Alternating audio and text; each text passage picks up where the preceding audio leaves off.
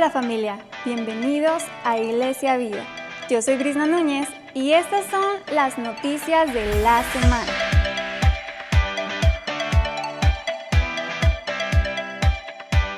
Empezamos con Noches Vida. Cada miércoles a las 7:15 p.m. tenemos un espacio especial, Noches Vida. Un momento de pausa en medio de la semana donde podemos venir a recargar fuerzas con una increíble alabanza y un mensaje que dará descanso a tu corazón. ¡Te esperamos! Este viernes a las 9 p.m. queremos que nos acompañes en la oración. Un tiempo donde juntos clamamos por nuestra ciudad, familia e iglesia. Esta reunión es por medio de Zoom. Por lo tanto, mantente atento de nuestras redes sociales para que puedas obtener el código de acceso. ¡Conéctate con nosotros! Si te gusta escuchar buena música, Vive Radio es la estación ideal para ti. Sintonízanos por la 104.5 de FM para que puedas disfrutar de la mejor música y contenido pensado para bendecir tu vida. En pantalla está apareciendo nuestra programación. También puedes escucharnos a través de Seno Radio. Escanea el código QR que está apareciendo en pantalla o descarga la aplicación en cualquiera de tus dispositivos. Familia, estas fueron las noticias de la semana. Para mayor información o si quieres ser parte de alguna de nuestras actividades, escanea el código QR que está apareciendo en pantalla o envíanos un mensaje a nuestro WhatsApp y con gusto te responderemos. Ahora, te invitamos a poner en silencio tu teléfono celular, abrir tu corazón y prepararte para recibir una palabra increíble. Recibamos con un fuerte aplauso al conferencista de hoy. ¿Cómo están? Estamos contentos por estar en la casa de Dios. Quiero darte la bienvenida. Mi nombre es Federico Soto, soy el pastor principal ahorita de la iglesia. Y durante unos meses más, y estoy muy feliz de estar con ustedes. Y si hay alguien que hoy nos acompañe por primera vez, levante su mano, por favor. ¿Hay alguien que nos visite hoy por primera vez? Allá veo manos levantadas, aquí también, allá, ahí. Vamos a darles un aplauso a todos ellos. Bienvenido, gracias. Gracias. Quiero dar la bienvenida también a aquellos que nos oyen a través de Vive Radio. Quédate con nosotros. También a aquellos que nos miran a través de las redes sociales y de nuestro canal de YouTube. Aunque ustedes no lo crean, en muchas partes de la República nos escuchan, nos miran y estamos muy agradecidos porque Dios nos ha dado una palabra para muchas personas y me alegra muchísimo. Hace tiempo vengo diciendo que en un año más aproximadamente dejaré de ser el pastor principal de la iglesia, pero yo quiero que usted escuche algo. Dios no levantó, o el plan de Dios no es levantar personas carismáticas. El plan de Dios es embellecer la iglesia. La grandeza de la iglesia no la define el pastor, es la iglesia. Ustedes son lo que vuelven la iglesia poderosa. Dios dijo que Él va a levantar la iglesia sobre toda montaña. La iglesia, no personas. Es la iglesia. Es más, mi esposo y yo hemos salido no solamente del estado, hemos salido hasta del país a compartir. No porque somos picudos. ¿Sabes por qué hemos salido? Porque nuestras hijas nos han hecho grandes. O era el fin de semana o el entre semana estamos compartiendo a pastores, y la razón por la cual nos invitan es porque vienen, conocen nuestra familia. Y yo le dije, la única razón por la cual estamos aquí es porque no son grandes padres quienes vuelven grandes a los hijos, sino grandes hijos quienes vuelven grandes a los padres. Y la otra razón por la cual nos invitan es que gente ha venido aquí y se ha enamorado de ustedes, y ustedes nos han hecho famosos. Y a mí me alegra eso, porque cuando yo no esté, la iglesia va a seguir y va a continuar vibrante, creciente, maravillosa, porque tiene destino, tiene propósito. La iglesia no es el pastor Federico Soto. La iglesia es un diseño, un proyecto de Dios. ¿Dicen amén? Entonces, la iglesia es generacional. No se muere cuando yo no esté. La iglesia va a continuar, es más grande que yo. Yo no soy la pieza importante de esta iglesia. El Señor y ustedes, todos conformamos la iglesia y seremos una iglesia increíble. Hace unos días, mientras estaba compartiendo, otro de los conferencistas me daba una palabra profética y me decía que me iba a llevar y que íbamos a fundar otras iglesias igual con este ADN. Y pues yo bendigo a Dios y qué buena onda, ¿verdad? Pero yo espero que cuando yo les diga que en un año yo no seré el pastor principal, pues yo espero que en un año usted no se vaya. Entonces usted no era seguidor del diseño de Dios, era seguidor mío. Y la neta, yo no estoy creando seguidores. Yo no estoy creando seguidores. Para mí, el eje central de esta iglesia es Dios y ustedes. ¿Alguien está aquí conmigo? ¿Me entiende? Entonces, bueno, no sé por qué dije esto, pero yo estoy muy emocionado que yo no soy, sino son ustedes la iglesia. Somos todos, más bien, la iglesia. ¿Tienen frío?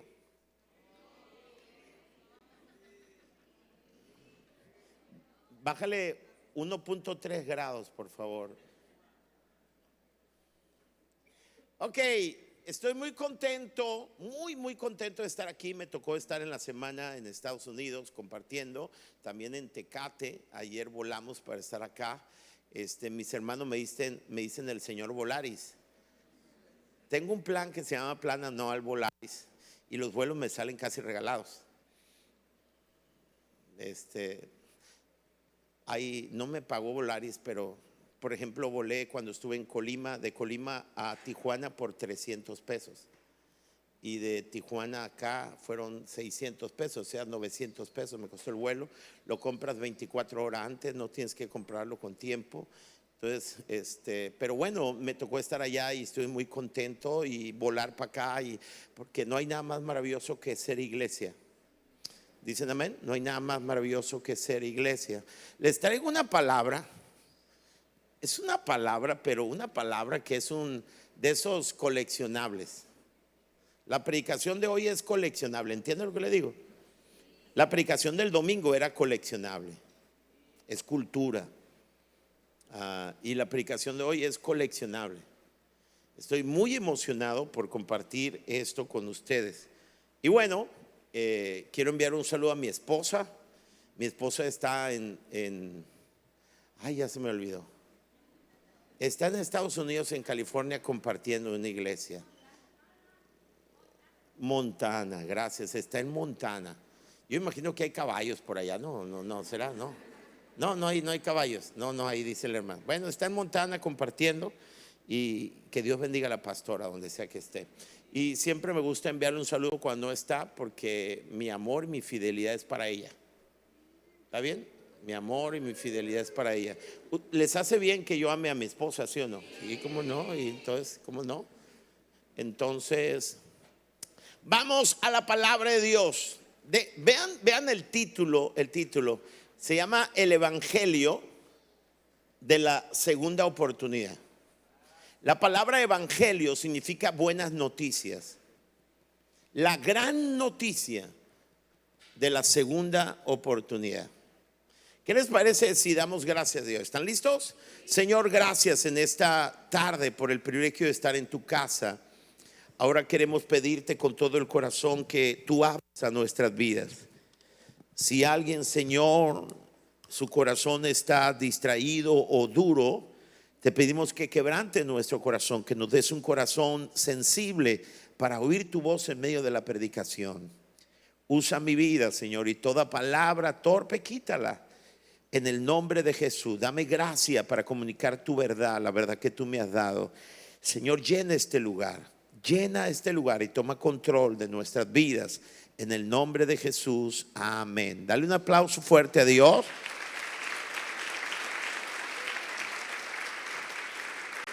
Amén. La Biblia está llena de personas que tuvieron una segunda oportunidad. Y cada vez que digo una segunda oportunidad me refiero a una nueva oportunidad. ¿Sabes por qué? Porque cuando Dios te da una segunda oportunidad, borra la primera. Y Dios dice, siempre te voy a dar una segunda oportunidad. Entonces, cuando Dios te da una segunda oportunidad, Él borra la primera. Y entonces tienes una segunda oportunidad.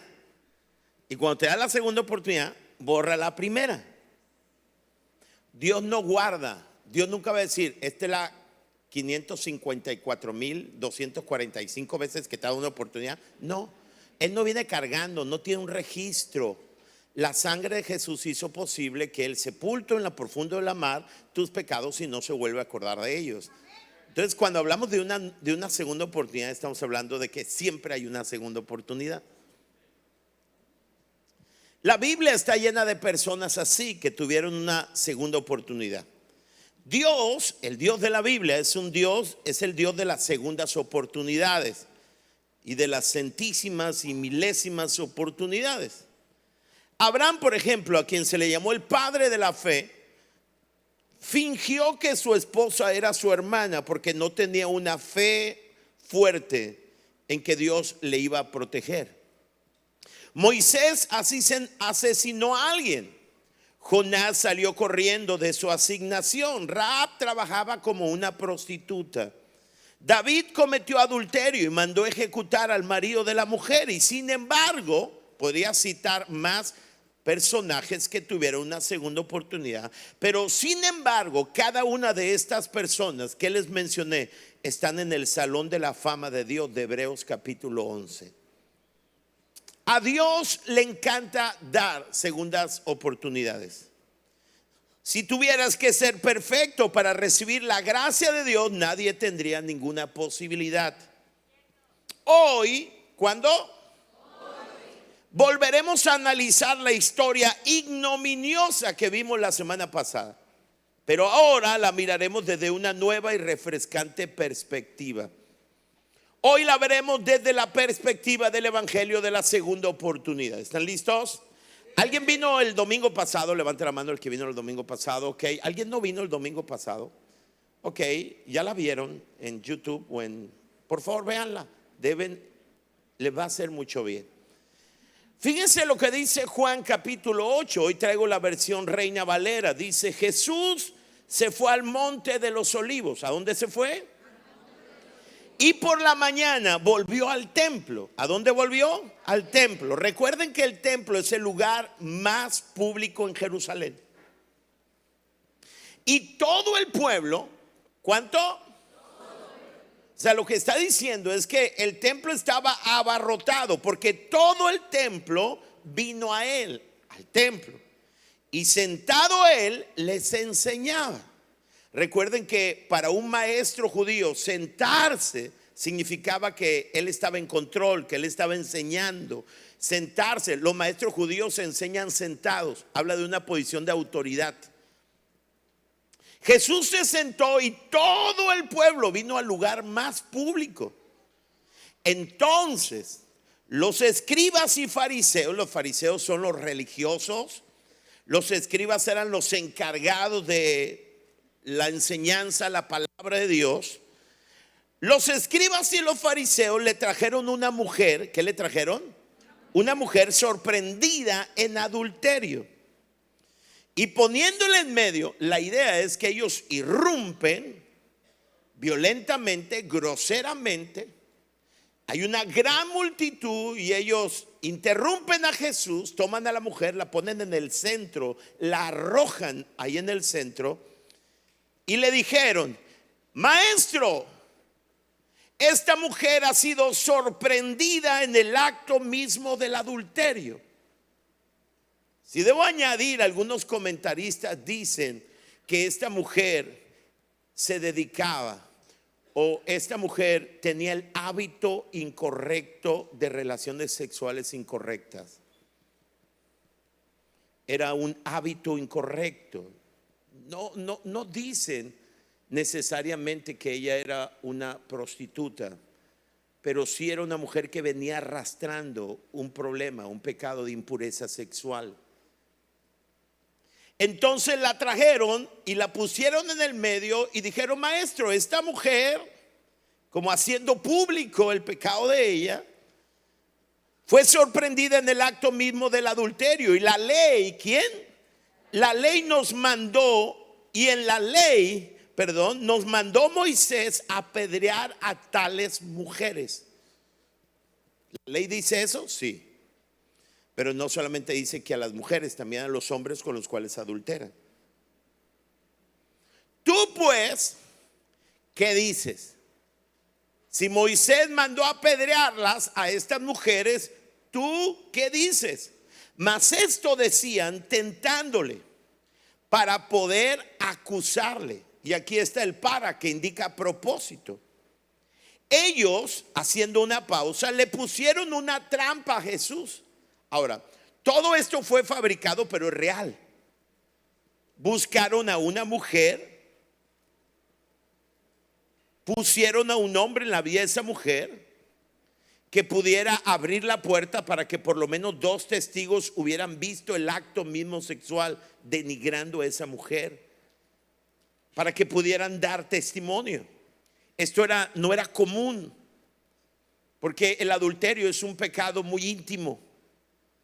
Nadie abre la puerta para adulterar. El hombre y la mujer cierran la puerta. Y para que hubieran sido culpables de este pecado, tenían que por lo menos 2 personas haber visto y testificado. O sea, esto no era común, esto estaba rompiendo, era atípico. Pero ellos pusieron una trampa a Jesús. Si Jesús decía, déjenla ir, entonces parecería que quebrantó la ley de Moisés. Y la ley de Moisés en la cultura judía era algo trascendental. Si decía ejecútenla por su crimen de adulterio, entonces Jesús parecería severo, cruel, y dejaría de ser el amigo de pecadores. ¿Saben por qué? Porque a Jesús lo titulaban como el amigo de pecadores. Jesús siempre está rodeado de pecadores y los pecadores no se sienten acusados por él. Además, no solamente rompería esa imagen de amor, de aceptación de Jesús, sino lo peor de todo es que violaría la ley romana, porque los romanos que habían conquistado la Palestina les habían quitado el derecho a la ejecución oficial por las ofensas religiosas de los judíos. Entonces era una trampa. La mujer sí la habían encontrado en adulterio, todo eso lo habían fabricado y estaban esperando que Jesús dijera la palabra equivocada. No había, aparentemente estaba entre la espada y la pared, no había para dónde moverse. Si él decía ejecútenla, entonces irían los romanos contra él. Si él decía que la dejen ir, entonces ellos irían contra él, porque iría en contra de la ley de los judíos. Pero, vean el pero que indica el cambio. Pero Jesús, inclinado hacia el suelo, escribía en tierra con el dedo. Porque les voy a explicar una cosa: Jesús siempre está en control. Jesús siempre está en control. La Biblia dice que Jesús conocía el corazón de las personas. Y él, inclinado hacia el suelo, escribía en tierra con el dedo. Y como insistieron en preguntarle, Jesús no está mirando a la mujer para que no acusarla. Se enderezó y les dijo, a causa de la insistencia, y Jesús les dice a los hombres, a los escribas, a los fariseos: recuerden que hay una multitud que está siendo testigo de lo que está pasando. Y Jesús le dice a esos hombres: el que de vosotros esté sin pecado, a los que la acusaban, el que de vosotros esté sin pecado sea el primero en arrojar la piedra contra ella. Porque el primero, si hemos de ser justos a la ley, el primero que debía tirar la piedra era aquel que vio a la persona y que era el testigo de su pecado. Y Jesús dice a ellos: el primero que esté libre, el que esté libre sea el primero, en arrojar la piedra contra ella.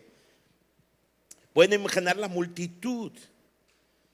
E inclinándose de nuevo hacia el suelo, siguió escribiendo en tierra. O sea, no está mirando a esos hombres, acusándolos, intimidándolos. Solamente dijo esa palabra. Pero ellos, al oír esto, acusados por su conciencia. ¿Quién les acusó? ¿Jesús? ¿Jesús?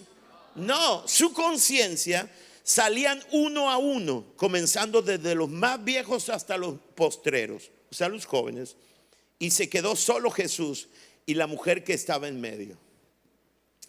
Enderezándose Jesús y no viendo a nadie sino a la mujer, le dijo, mujer, no le dijo adúltera, pecadora, le dijo, mujer, ¿dónde están los que te acusaban? ¿Ninguno te condenó? Ella dijo, ninguno, Señor. Entonces Jesús le dijo, ni yo te condeno, vete y no peques más. Ahora, analicemos esta historia desde 4 diferentes perspectivas. Veamos a esa chica y veamos 4 perspectivas fundamentales. Número 1, veamos la perspectiva, hablemos acerca del pecador ante otros pecadores. Escuche esto, dice la Biblia, entonces los escribas y los fariseos con piedra en mano, eso lo agregué yo, con piedra en mano, porque eso es verdad, porque dice la Biblia al final, dejando cada uno su piedra, se iban. Ahora, yo quiero que ustedes entiendan esto. No hay cosa más terrible para un pecador que caer en manos de otros pecadores. Usted y yo pensamos que los pecadores entienden a otros pecadores.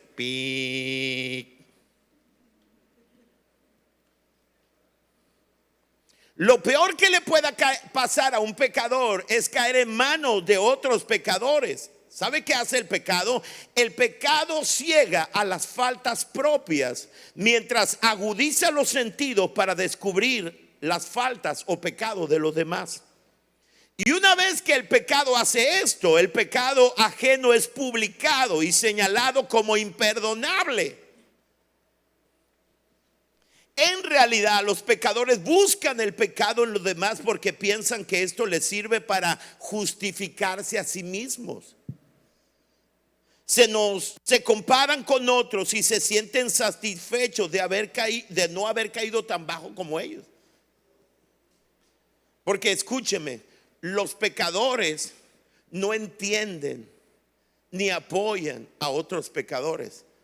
Lo peor que le pueda pasar a un pecador es caer en manos de pecadores, porque el pecado que está en mí me cierra mis ojos y minimiza mis pecados y me abre mis ojos para mirar y engrandecer y publicar los pecados de otros. Ahora, déjeme darle un ejemplo impresionante acerca de eso, y es el error de David. La historia tiene tintes increíbles, porque David es un hombre, dice la Biblia, conforme al corazón de Dios, y la Biblia habla muchas cosas hermosas de David, el de las mañanitas, ¿lo recuerda? Ese. Pero cuando él estaba en el trono, un día cuando debió ir a la guerra, él decidió quedarse, y cuando estaba en el palacio vio una mujer que era muy hermosa y la codició.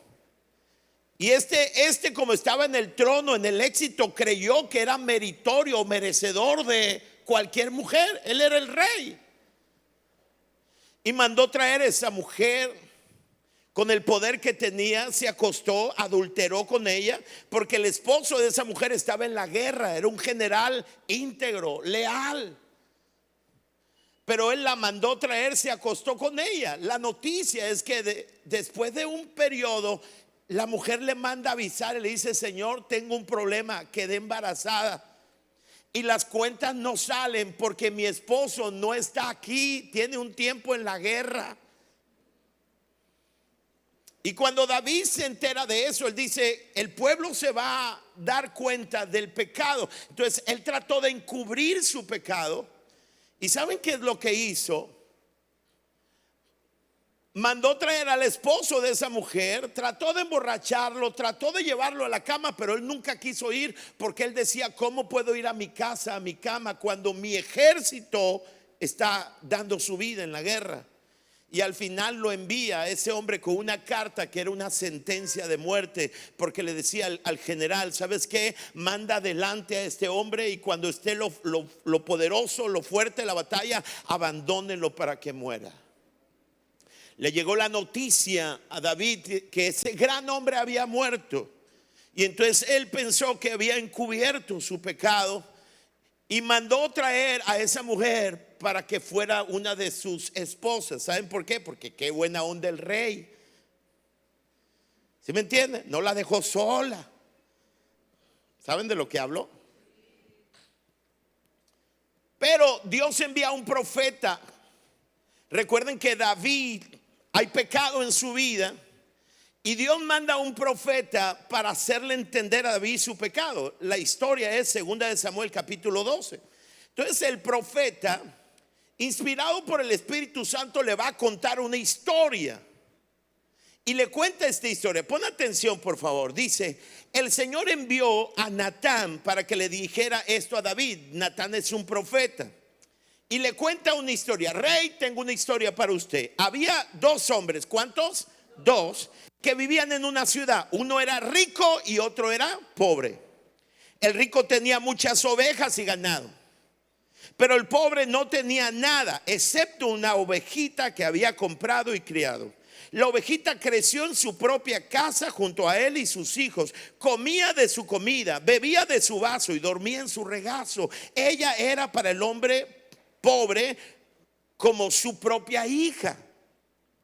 Entonces, un hombre rico tiene muchas ovejas y un hombre pobre en esa misma ciudad tiene una sola oveja. Sucedió entonces que un viajero llegó a visitar al hombre que rico. Este quería ofrecerle de comer, pero como no quería matar a ninguna de sus ovejas ni ganado para alimentar al viajero, tomó la ovejita del hombre pobre y la mandó preparar para darle de comer a su huésped. David, cuando escucha la historia, sabe que el profeta va a hablar acerca de una persona. Y David se enojó tanto contra el hombre rico que le dijo a Natán, se enojó tanto que le dijo: escuchen el dictamen de un pecador. Tan cierto como que el Señor vive, que el que hizo eso merece ¿qué? La muerte. Debe pagar 4 veces el valor de la oveja por haber cometido ese acto terrible y no haber tenido piedad. ¿Se dan cuenta que fue implacable?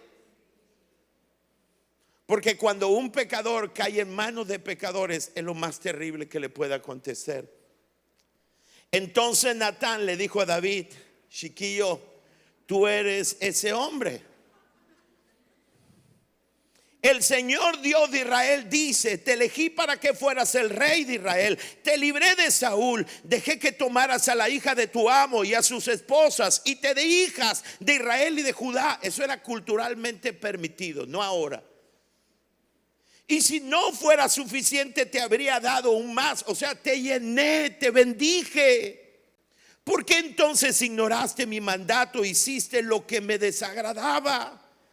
Dejaste que los amonitas mataran a Urías el hitita para quedarte con su esposa. Es como si tú mismo lo hubieras matado en batalla. Por eso tu familia jamás tendrá paz. Al tomar a la esposa de Urías el hitita me despreciaste. Ahora voy a hacer una pausa allí, solamente para que usted entienda el juicio implacable de los pecadores ante un pecador. David dice, cuando escucha el pecado de ese hombre, dice: ese hombre debe morir. Lo mismo decían los escribas y fariseos que encontraron a la mujer en el acto de adulterio. Tenían piedras, porque el dictamen de ellos era muerte. Escucha. Caer un pecador en las manos de pecadores es la tragedia más terrible que pueda haber. ¿Sabes por qué? Porque intentaremos engrandecer los pecados para esconder los nuestros. Ahora, veamos desde una perspectiva diferente. Perspectiva número 2, digan conmigo tú. Ok, el pecador ante la ley de Dios. Esos hombres le dicen a Jesús, una vez que tiran, ya sabemos cuál es el dictamen de esos hombres, ¿no? Muerte, juicio, implacable. Ahora, el pecador ante la ley de Dios. Vean las palabras que le dicen a Jesús. Cuando le dicen, tiran la mujer, le dicen, la encontramos en el acto de adulterio y en la ley. ¿En dónde? En la ley, estamos hablando de los mandamientos, en la ley judía. En la ley nos mandó Moisés a apedrear a tales mujeres. Vean lo que dice la ley, Levíticos 20:10. Levítico dice, si un hombre comete adulterio con la esposa de su vecino, tanto el hombre como la mujer que cometieron adulterio serán ¿qué? Ok, aquí está la ley completa. Somos especialistas en aplicar la ley a otros, ¿no? Ok, pero la ley decía que tanto el hombre como la mujer que cometían adulterio deben ser ejecutados. Es decir, la ley no da esperanzas ni segundas oportunidades. Ahora, quizá usted se esté preguntando, pastor, entonces, ¿cuál es el propósito de la ley? Y cuando hablamos de la ley no estamos hablando de los mandamientos, estamos hablando de la ley judía, que de ahí viene mucho la fe cristiana. ¿Cuál es el propósito de la ley? Escuche esto. Fue dada tanto para mostrar qué es pecaminoso como para mostrar cuán pecadores somos. La ley, escúcheme, vino para mostrarnos qué es pecado, qué es pecaminoso, qué está mal. Pero no solamente para mostrarnos qué está mal. Nosotros por ejemplo, tenemos las leyes de tránsito. Las leyes de tránsito fueron dadas para mostrarnos qué está mal. La ley fue dada por Dios para mostrarnos lo que es pecaminoso, pero también para mostrarnos, escúcheme, cuán pecadores somos todos nosotros. Por la ley aprendemos que no podemos cumplir con las normas de Dios.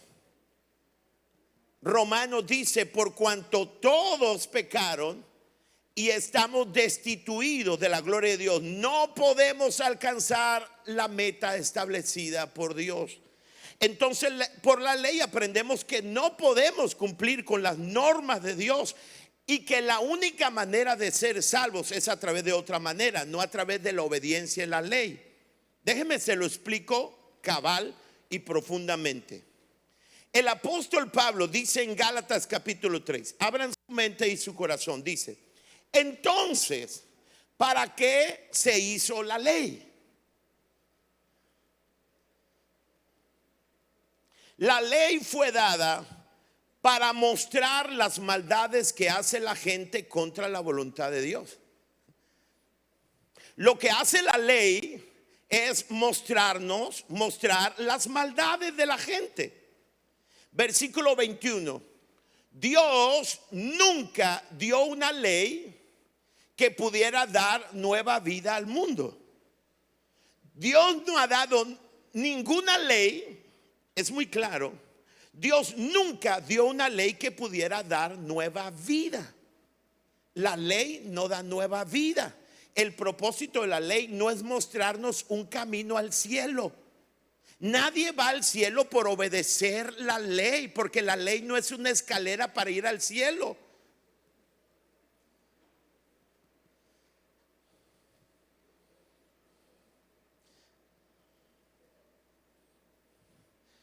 Escuche lo que dice más adelante. Si fuera así, podríamos estar aprobados por cumplir la ley. La ley, lo reitero, vean al pasaje anterior para conectarlo con eso. Vea el pasaje anterior, por favor, más rápido, gracias. Dice, Dios nunca dio una ley que pudiera dar nueva vida al mundo. Si fuera así, podríamos estar aprobados por cumplir la ley. Pero la mera verdad es que nadie puede cumplir la ley, porque la ley decía que si tú infraccionabas uno de la ley, eras culpable de infraccionar toda la ley. Pero la escritura encierra a todo el mundo bajo el poder del pecado. para que los que creen puedan recibir por la fe en Jesucristo la nueva vida que Dios nos prometió. ¡Wow! ¿Cuál es el propósito de la ley? El propósito de la ley vino para mostrar que es pecado y para mostrarnos lo pecadores que somos. La ley nos enseñó que nunca el ser humano puede llegar a Dios por buenas obras, por obediencia a la ley. La ley no nos fue dada como un medio de salvación. La ley solamente nos demostró lo reprobados que somos y lo necesitados que estamos de un Salvador. ¿Están aquí conmigo? La ley no fue dada como un medio de salvación. La ley nos demostró que estamos completamente reprobados, nos muestra lo pecadores que somos y que la única manera de poder ser salvo es a través de la fe.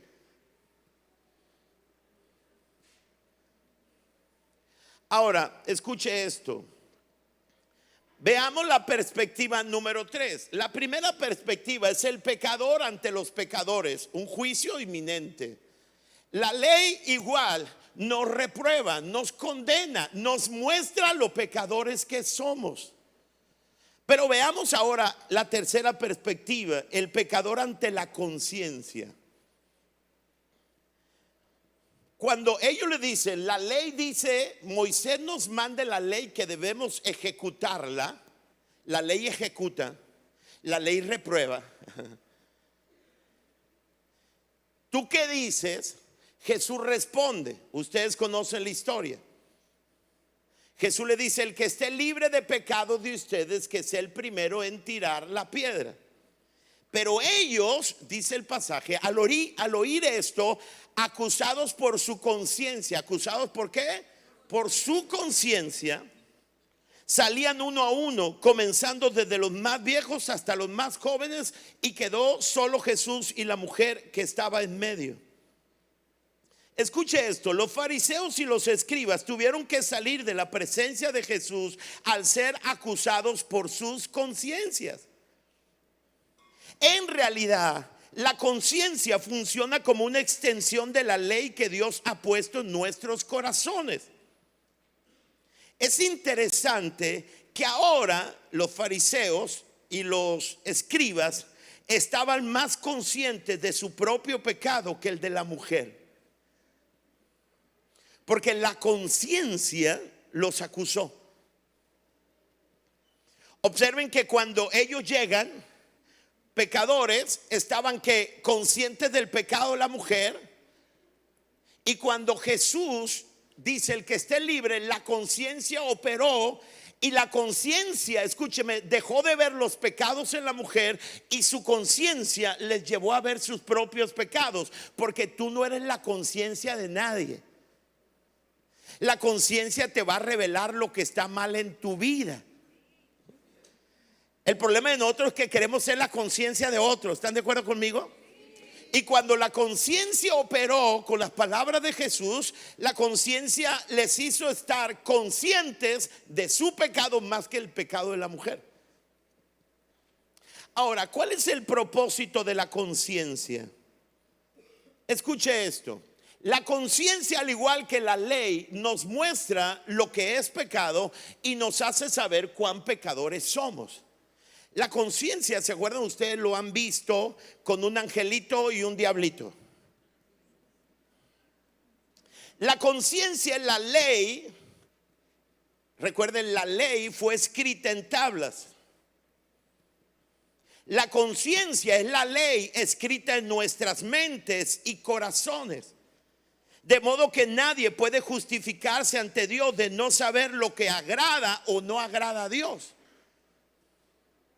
Al igual que la ley acusa, y lo único que puede hacer la conciencia es indicarnos que necesitamos un Salvador. La ley nos muestra que no nos podemos salvar a nosotros mismos. Igualmente la conciencia, que es la ley escrita en nuestros corazones, nos indica lo que es pecado y los pecadores que somos y que necesitamos un Salvador. Ante esta conciencia, nadie puede justificarse ante Dios cuando estemos en su presencia. Alguien pudiera argumentarle a Dios: Señor, ¿cómo me juzgas porque no te obedecí si yo nunca oí la ley? Nunca oí el mensaje, ¿cómo me puedes juzgar? Y entonces Dios les va a decir: escúchame, es que la ley yo la escribí en tu conciencia, en tu corazón, y esa conciencia te reprueba o te aprueba. Y lo que va a hacer la conciencia es reprobar y hacer el juicio de Dios justo. Porque Dios te va a juzgar de acuerdo a tu conciencia. ¿Alguien está aquí conmigo? Se lo voy a explicar todavía más, porque yo sé que algunas monedas están cayendo. Vean lo que dice el apóstol Pablo. Romanos 2:14, estamos hablando de la conciencia. ¿Qué es la conciencia? La ley escrita en el corazón de todos los seres humanos, que nos muestra qué es bueno, qué es malo, y nos muestra cuán pecadores somos. Los que no son judíos no conocen la ley. Pero cuando ellos por instinto hacen lo que ordena la ley, aún sin conocerla, entonces ellos son su propia ley. ¿Alguien entiende eso? Los que no conocen, a ver, no es tan complicado, vea conmigo. Los que no conocen la ley y hacen lo que es correcto, hacen lo que ordena la ley, aún sin conocerla, entonces ellos son su propia ley. Seguimos leyendo. Demuestran que en su mente está escrito lo que está bien y lo que está mal, así como dice la ley, y su conciencia les sirve de testigo. Todos nosotros en un punto de nuestra vida hemos estado conscientes de nuestra conciencia, si me permiten decirlo. Porque estamos haciendo algo y hay algo dentro de nosotros que nos reprueba. O a veces haces lo correcto y hay algo dentro de ti que te aprueba. Esa es la ley que fue escrita por Dios en tu corazón. Y cuando en tu corazón tú sabes lo que está bien y está mal, y hay una ley en tu corazón que es la conciencia, entonces tú vas a ser juzgado por esa ley, la ley de la conciencia. Ahora, ellos demuestran que en su mente está escrito lo que está bien y lo que está mal, así como dice la ley, y su conciencia les sirve de testigo. Su razonamiento los condenan o los defienden, porque cuando hacen lo malo tienen remordimientos, y cuando hacen el bien saben que hacen bien y no se sienten culpables. Entonces, ¿qué hace la conciencia? La conciencia nos muestra lo que está mal, y al final la conciencia nos va a mostrar los reprobados que estamos. Vean cómo lo dice la traducción del Mensaje. Cuando personas ajenas que nunca han oído hablar de la ley de Dios la siguen más o menos por instinto, confirman su verdad con su obediencia, la verdad de la conciencia. Demuestran que la ley de Dios no es algo ajeno, impuesto desde afuera, sino algo que está entretejido en la esencia misma de nuestra creación. Escuche algo importante. La ley que nos muestra lo que es bueno y lo que no es bueno, no es algo ajeno a nosotros, es algo que está escrito en nosotros. ¡Wow! Demuestran que la ley de Dios no es algo ajeno, impuesto desde afuera, sino algo que está entretejido en la esencia misma de nuestra creación. Hay algo profundo en ellas que refleja el sí y el no de Dios, lo correcto y lo incorrecto.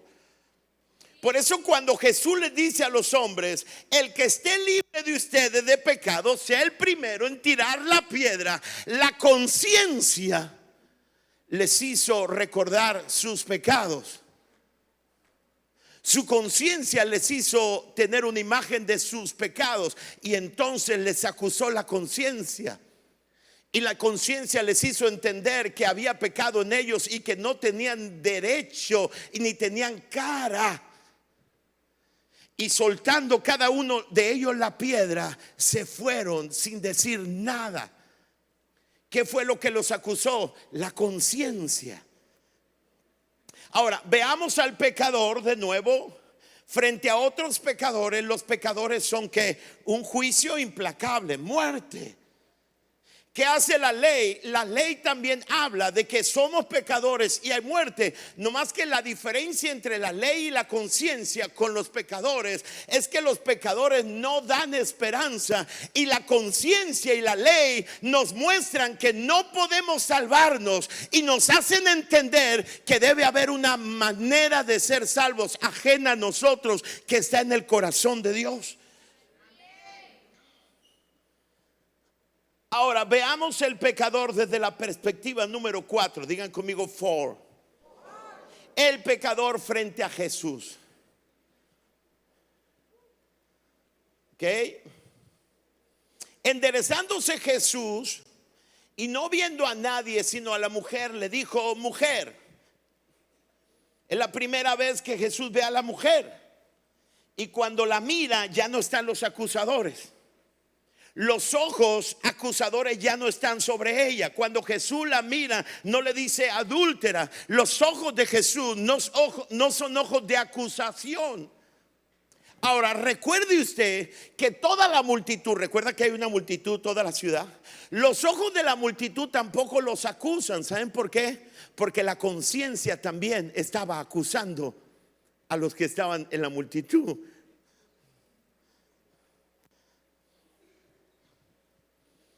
Cuando Jesús le dijo a estos hombres: el que esté libre de pecado, que tire la primera piedra. Todos los que están allá, cuando ven que todos los religiosos, los escribas, dejan las piedras y se van, ellos allá comienzan a guardar silencio y decir: calladitos nos vemos más bonitos.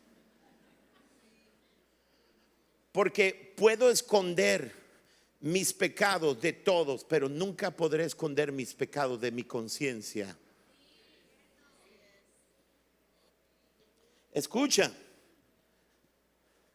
lo peor que puedas hacer, escucha lo peor que puedes hacer, escucha, lo peor que puedes hacer es tapar los oídos a tu conciencia, porque entonces serás preso de tus maldades. El apóstol Pablo dice que el ser humano está depravado. El ser humano, escúcheme, dice la Biblia que cuando abrimos nuestra boca hay veneno en nuestra boca. ¿Y qué es lo que nos endereza constantemente? La voz de la conciencia.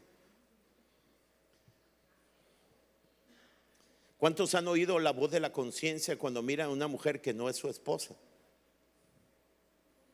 Ah, no, aquí hay puros santos. Creo que aquí hay santos y mentirosos. Acomódense ustedes donde quieran.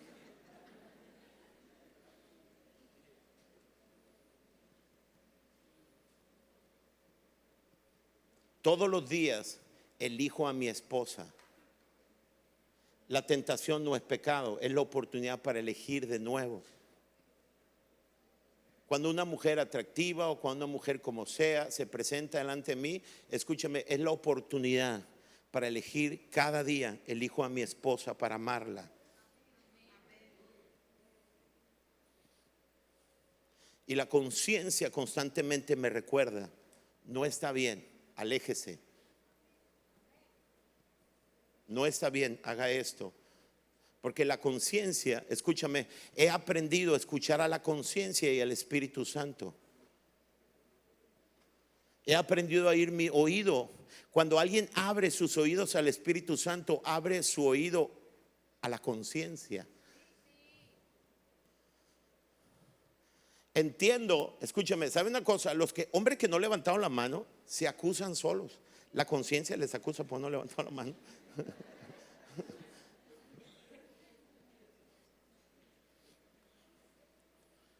Bueno, pero ya me perdí. Jesús miró, ahí nos quedamos o no nos quedamos. Jesús se endereza y no viendo a nadie sino a la mujer, le dijo: mujer, ¿dónde están los que te acusaban? ¿Ninguno te condenó? Ella dijo: ninguno, Señor. Entonces Jesús le dijo: ni yo te condeno. ¿Jesús podía condenar a esa mujer? Sí podía. Sí podía condenarla.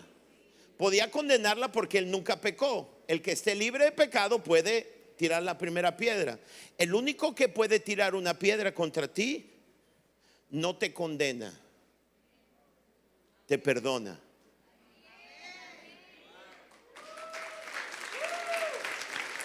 Ni yo te condeno. Ahora, esos hombres no la condenaron porque sus conciencias los condenaban a ellos. Jesús no te condena porque te ama. Ahora, Jesús hizo 5 acciones poderosas. Número 1, la miró con amor, reconociendo el enorme valor de ella a pesar de su pecado. ¿Están conmigo? La miró con amor, reconoció el enorme valor de ella, le llamó mujer. Nunca la miró mientras estaban los acusadores, nunca la miró hasta que se fueron todos. La miró y le pregunta: no hay nadie que te acusa, levanta tu rostro. Lo primero que hace Jesús es mirarla con amor. 2, ahora entienda esto, ningún pecado define a las personas.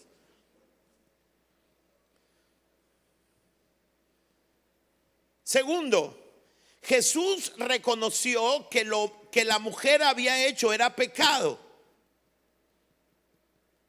Recuerden que les dice: no peques más. Jesús no niega o esconde el pecado de ella, pero no lo condena, no la condena a ella. Lo que hace Jesús no es decir: no has pecado. No. Jesús reconoció que la mujer había hecho, que lo que la mujer había hecho era pecado. Tercero, Él expresó misericordia y no la condenó. Ahora recuerden que misericordia es no darte lo que mereces. Cuando alguien no te da lo que te mereces, está haciendo misericordia contigo. Entonces Jesús no la condenó. Número 4, no solamente le expresó misericordia y no la condenó, sino que la perdonó y le dio certeza de que su vida podía continuar en libertad del pecado sexual. Porque nosotros hemos malentendido. Póngame atención, si entiendes esto, vale la pena el domingo.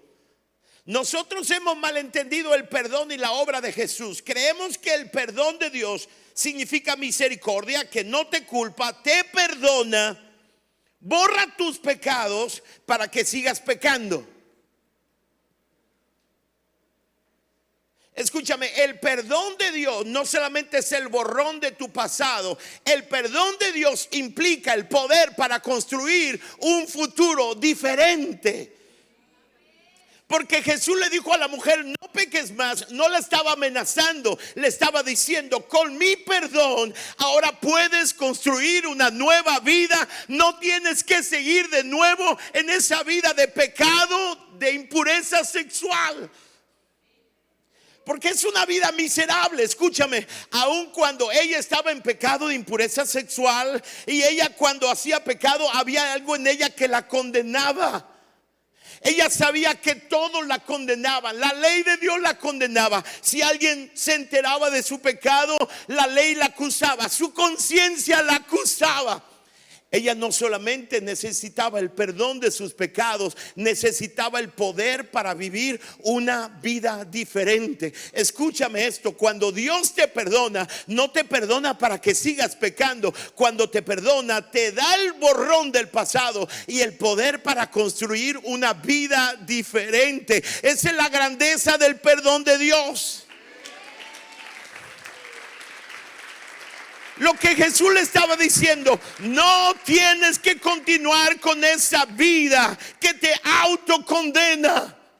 Puedes vivir una vida diferente. Hay algo interesante. La Biblia dice que Jesús murió, fue sepultado y resucitó.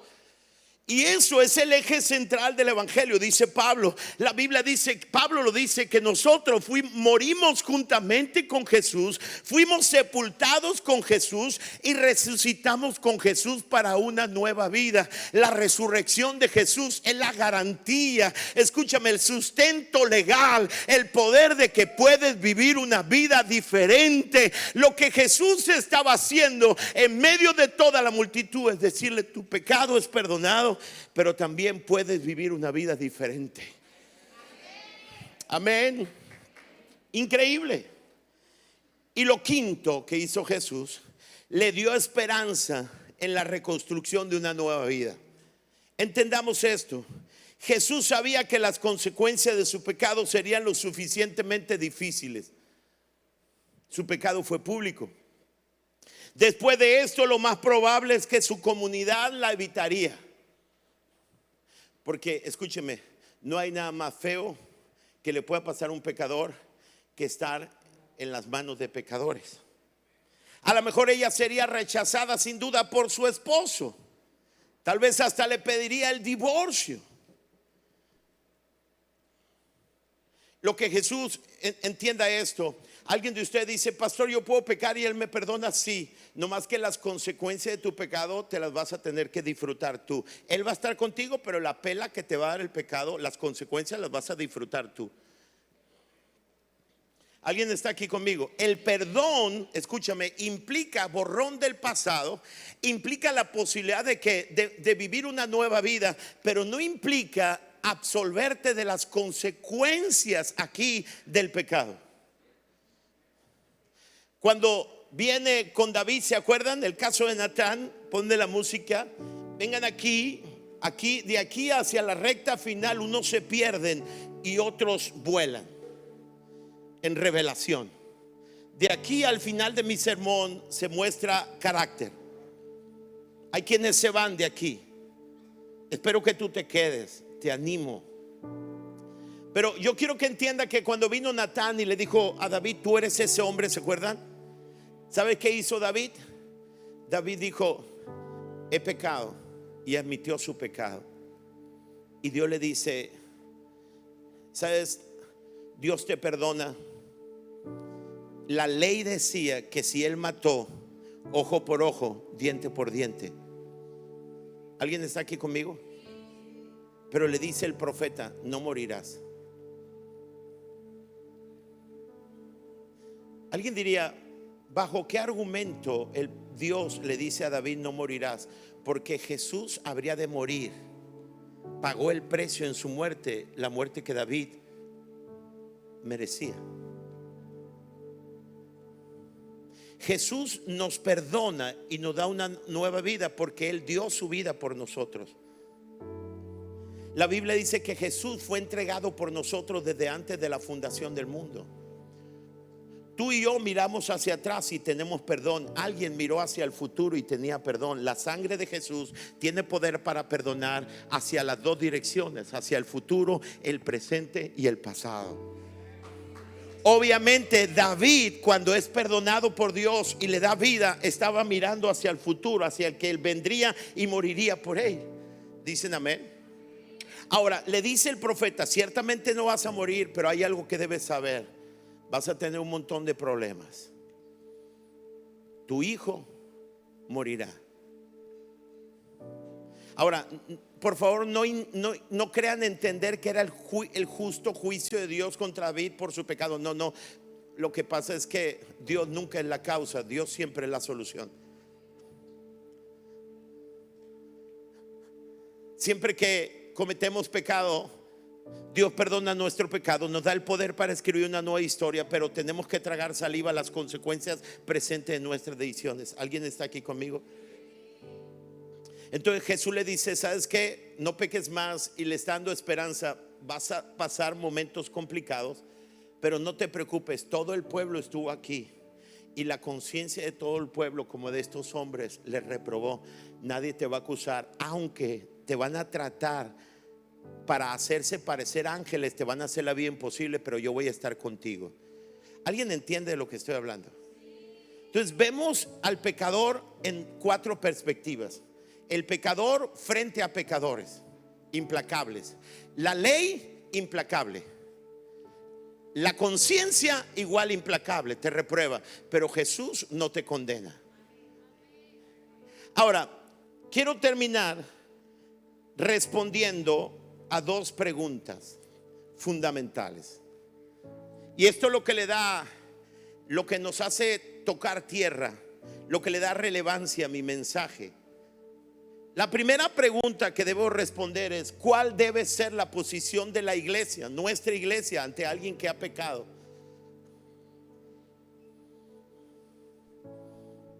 ¿Cuál será el papel nuestro como iglesia ante alguien que ha pecado? Vean lo que dice Gálatas capítulo 5. ¿Están listos? A ver, no les oí. ¿Están listos? Ok, Gálatas capítulo 5 dice el verso 26: esto significa que no nos compararemos como si uno fuera mejor y el otro fuera peor. Porque el ser humano tiene aquí conmigo, esa idea de cuando van dos hombres a la oración, ¿se acuerda? Uno era religioso, otro un publicano, y luego el religioso comienza a decir: Señor, te doy gracias porque yo ayuno, porque yo oro, porque yo hago esto, no soy como aquel. El ser humano siempre comparamos, es cierto, yo cometo pecado, pero aquel es una tragedia. ¿Alguien está aquí conmigo? ¿O tengo ángeles aquí en la iglesia? No, yo tengo una iglesia de seres humanos, ¿verdad que sí? Ok, el apóstol Pablo dice: hey, no nos comparemos como si uno fuera mejor y el otro peor. Tenemos cosas mucho más interesantes que hacer en la vida. Cada uno de ustedes es único. Deje de compararse. ¿Ok? Y lo dice en el capítulo siguiente: amigos, vivan con creatividad. Si alguien cae en pecado, que dice júzguenlo, no, dice restáurenlo con perdón y guarden sus críticas para ustedes mismos. Fuimos llamados como iglesia para ser una extensión de Jesús.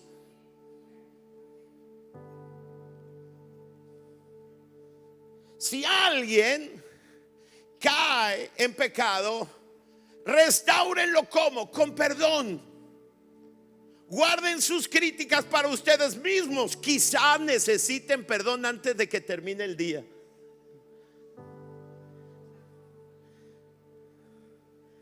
Alguien dice amén. Acérquense y acerquen a los oprimidos. Aquí hay algo importante. Esta palabra oprimido tiene que ver con el pecado, porque el pecado, escúchame, oprime. Hay gente que está oprimido en pecado. Puede ser el pecado de la impureza sexual, de la pornografía, del robo, de la mentira. Pero lo que hace el pecado es oprimir a la persona. Recuerdo que cuando era un adolescente, bueno, no adolescente, tendría 19 años, iba de un pueblo a otro, iba hablándole de Jesús a alguien y me dijo esa persona: el pecado es algo que se disfruta. Suena muy bonito, pero el pecado es algo que oprime. ¿Qué vamos a hacer ante los que son oprimidos por el pecado? No puedes acallar tu conciencia. Y el pecado no solamente te acusa, te oprime. ¿Qué haces? Acérquense y acerquen a los oprimidos. No vamos a hablar de sus errores. A los oprimidos nos vamos a acercar y vamos a acercarlos a nosotros. Por eso Jesús era amigo de pecadores. Jesús se acercaba a los pecadores y los acercaba a Él. Compartan sus cargas y así cumple la ley de Cristo. ¿Sabe qué significa compartir su carga? Por favor, al que está oprimido por el pecado, no le avientes un sermón. Guárdatelo para ti. Se llama el ministerio de la presencia. Está ahí cerca de Él. Y muchos la acusan, lo acusan, la acusan. Está siendo oprimido por el pecado y tú acércate. Guárdate tus críticas, tus sermones. Acércalo a ti, acércalo con amor. Comparte sus cargas. ¿Qué significa? Que si alguien cometió el error a lo mejor de tomar dinero que no es suyo, por igual de llamarlo y etiquetarlo como robatero, tú te acercas a Él, identifícate con Él, ámalo, porque su error no lo define. Él no se llama ratero, se sigue llamando Juan y sigue siendo igual de valioso. Y tú te acercas y no dices nada y lo dejas una ofrenda. Eso se llama compartan sus cargas. Deja un dinero. No va a resolver todo el problema. No le vas a decir, te voy a dar, pero por favor no te metas otra vez en bronca. No le digas nada. Si creen ser demasiado buenos para eso, están muy engañados. Exploren cuidadosamente quiénes son y el trabajo que se les ha encomendado y luego sumérjanse en él. No se impresionen consigo mismos, no se comparen con los demás. Cada uno debe asumir la responsabilidad de hacer lo mejor que pueda con su propia vida. Wow. Dicen amén. Nosotros, ¿cuál es el papel de esta iglesia? Las personas son valiosas. Si alguno de ustedes es médico, a lo mejor psicólogo, y atiende a un joven que tiene problemas con adicciones, el lunes lo está ayudando. Y si se lo topa el miércoles en el supermercado y usted va con su esposo, usted no le va a decir, mira, ahí va el adicto. Usted no le dice eso. Usted le dice, ahí va Juan. Él es un hombre al cual yo estoy ayudando. ¿Alguien dice amén? No define. Entonces, ¿cuál es nuestro papel como iglesia ante alguien que ha caído, alguien que está oprimido? Nosotros nos acercamos, no criticamos, amamos, somos como Jesús, extendemos gracia, la gracia que se ha dado a nosotros. Pregunta última que debo responder, y es esta: ¿y si yo he pecado? ¿Y si ahora mismo, escuche, yo mismo estoy oprimido por un pecado? ¿Y si ahora mismo estoy callando algo que sé que si lo hablo serán implacables contra mí? Y si yo he pecado, yo quiero leerte 2 versículos que son una palabra de Dios para ti este día. La primera está en Isaías. Fíjate lo que dice Dios: por profunda que sea la mancha de sus pecados, yo puedo quitarla y dejarlos tan limpios como la nieve recién caída, dice Dios. No importa el error que tú hayas cometido, en este lugar encontrarás un lugar de amor. En este lugar te acercaremos y nos acercaremos a ti. En este lugar trataremos de llevar las cargas los unos a los otros. En este lugar no hablamos de los errores de los demás, porque solamente hay alguien que es peor que alguien que habla de los errores de otros. ¿Y sabes quién es? El que lo escucha. El que lo escucha. Cuando alguien habla de los errores, pecados que alguien cometió, el que lo escucha es el único que es peor. En esta iglesia no escuchamos, no nos interesan los errores de las personas. Vemos a cada persona como algo muy valioso. Nos vamos a acercar, entendemos que el pecado oprime, pero nosotros nos acercaremos y los acercaremos. Haremos lo que Dios ha hecho con nosotros. Le daremos un mensaje de esperanza. El mensaje dice que por profunda que sea la mancha, yo puedo quitarla, dice Dios. Ahora, vean este último pasaje, Jeremías capítulo 15. Dice: si regresas a mí, te restauraré para que puedas continuar sirviéndome. Porque a veces cuando cometemos errores, nos autocondenamos y nos vamos. Y Dios dice: hey, si tú regresas a mí, yo no voy a condenarte. Si tú regresas a mí, yo voy a restaurarte. Indica a propósito. ¿Para qué? Para que puedas continuar, ¿qué? Sirviéndome. Yo no te voy a desechar, no voy a poner condiciones. Yo quiero que tú me sirvas. Si tú vienes a mí, yo te voy a restaurar. Y yo no sé Si alguno de ustedes esta semana, en los últimos días, los últimos meses, hay un pecado dentro de ti que te está oprimiendo y tratas de alejarte porque tienes miedo que alguien lo descubra, ¿me entiendes? El pecado guardado te aleja de las personas. Escúchame, Dios dice: si tú regresas a mí, yo voy a restaurar tu vida, yo la voy a llevar a la misma posición, yo voy a poner tu corazón como la nieve recién caída. Esa es la promesa de Dios. Dios no te condena. Ese es el mensaje del Dios de la Biblia. El Dios de la Biblia es el Dios de una segunda oportunidad. No importa cuántas veces tú te hayas equivocado, nuestro Dios no te condena. Esta iglesia no te condena. Esta iglesia te acerca porque seremos llamados amigos de pecadores. Alguien dice amén. Dale un aplauso fuerte a Dios. Este es el evangelio de segunda oportunidades. Yo tengo algo muy en mente. Cuando yo llegue al cielo, yo prefiero que Dios me diga: hey, venías cargando con estos 3, 4 que no son de acá, y venías batallando con ellos. Yo prefiero que Dios me diga: oye, te complicaste la vida cargando con estos, abrazando a estos, acercando a estos. Prefiero que eso me diga Dios, que Dios me diga: ¿dónde dejaste a aquellos que por igual de abrazaste los condenaste?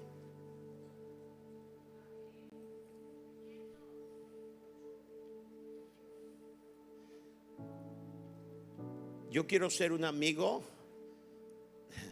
de pecadores. Yo quiero hacer lo que Dios ha hecho conmigo. Él me dio una nueva oportunidad. Lo increíble de todo es que todos los días me da una nueva oportunidad, porque recurrentemente fallo, problemas de carácter, me desespero, y Él tiene misericordia de mí, me restaura. No importa los errores que hayas cometido, Dios está aquí para perdonarte. Y ese es el corazón de esta iglesia. Yo quiero hacer 2 oraciones, quizá una tercera. Y la primera oración es para aquellos, fíjense bien, aquellos que en las últimas semanas o meses hay un pecado en su vida, y ese pecado los ha alejado de Dios. Hasta piensas que tu servicio no es tan importante y empiezas a alejarte. Dios dice en la palabra de Isaías, perdón, si lo pones ahí, Jeremías dice: si regresas a mí te restauraré para que puedas continuar sirviéndome. Dios quiere levantarte este día. No importa los errores que hayas cometido, porque el pecado no define tu vida. Tu pecado no define tu vida. Dios está aquí no para condenarte, sino para restaurarte. Y si hay alguien que ha estado luchando, quiero invitarte para que te pongas de pie, porque quiero orar por ti. Espero que para este punto te hayas dado cuenta que si te levantas, el de un lado no va a decir wow. Espero que para este punto tú hayas entendido que el que esté libre de pecado, que arroje la primera piedra. Entonces, si hay alguien, escuchen, no quiero que todos se levanten, pero si hay alguien que ha estado luchando en un área de su vida, yo quiero orar por ti. Si se levantan 2 está bien, si se levantan 5 está bien. Yo quiero orar por ti. Pero quiero decirte que Dios no te condena, ni yo te condeno. La iglesia no te condena. Dios promete restaurarte. Él quiere hacerlo. No importa los errores que hayas cometido. Levanta tus manos, quiero orar por ti. Señor, en el nombre de Jesús, yo quiero orar por aquellos que tienen sus manos en alto. Señor, en el nombre de Jesús, tú me has dado una palabra de restauración para ellos. No hay nadie que pueda condenarte en este auditorio. No hay nadie que pueda condenarte en esta ciudad. Y el único que pudiera condenarte no te condena. Extiende misericordia hacia ti, y Él te dice: yo vuelvo tu corazón por más fuerte que sea la mancha, yo la hago como blanca nieve. Yo restauro tu vida en el nombre de Jesús. Toma el perdón de Dios. Vamos. Toma el perdón de Dios. No es solamente levantar mis manos. No. Toma el perdón de Dios en el nombre de Jesús.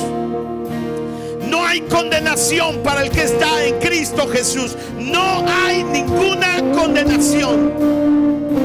En el nombre de Jesús recibe poder de Dios. ¿Para qué? Para andar en una nueva vida.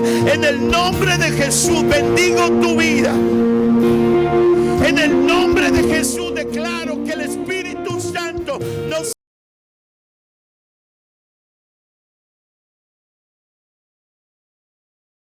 poder de Dios para no volver a la misma vida. En el nombre de Jesús rompemos toda atadura con el pecado, rompemos todo juicio, toda culpa, toda condena. En el nombre de Jesús declaro que no hay condenación para los que están en Cristo Jesús. Declaro que toda condena se va en el nombre de Jesús.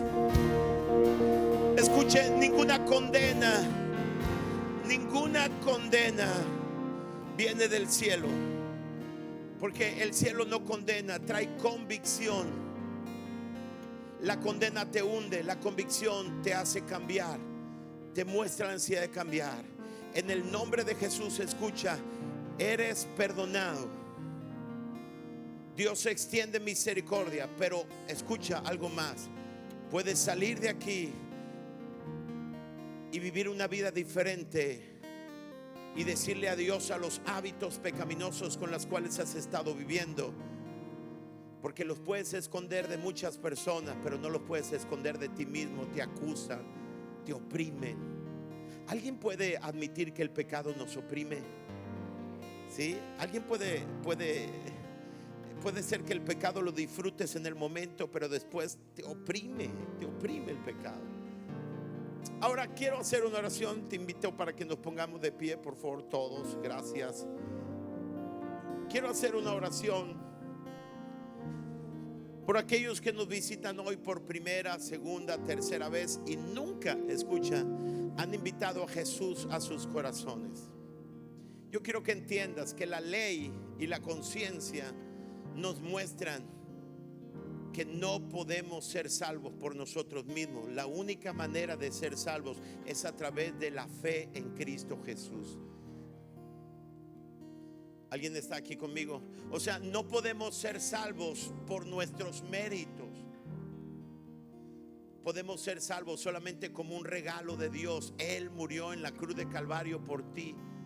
Y la Biblia dice que Él está tocando a la puerta del corazón. Si tú oyes su voz y abres la puerta, Él va a entrar. ¿Sabes qué? Cuando tú invitas a Jesús, le está diciendo: Señor, reconozco que no puedo salvarme, reconozco que no soy Dios, admito que no tengo el poder para cambiar mi tendencia a hacer lo malo y que mi vida es inmanejable. Reconozco que no puedo, pero creo que tú en la cruz del Calvario moriste, no solamente para perdonar mi pecado, sino para darme una nueva vida. Por eso te abro mi corazón, creo en lo que tú hiciste. Y cuando tú crees en eso, dice la Biblia que eres perdonado, eres declarado hijo de Dios. Y entonces puedes, digan conmigo, puedes vivir una vida nueva.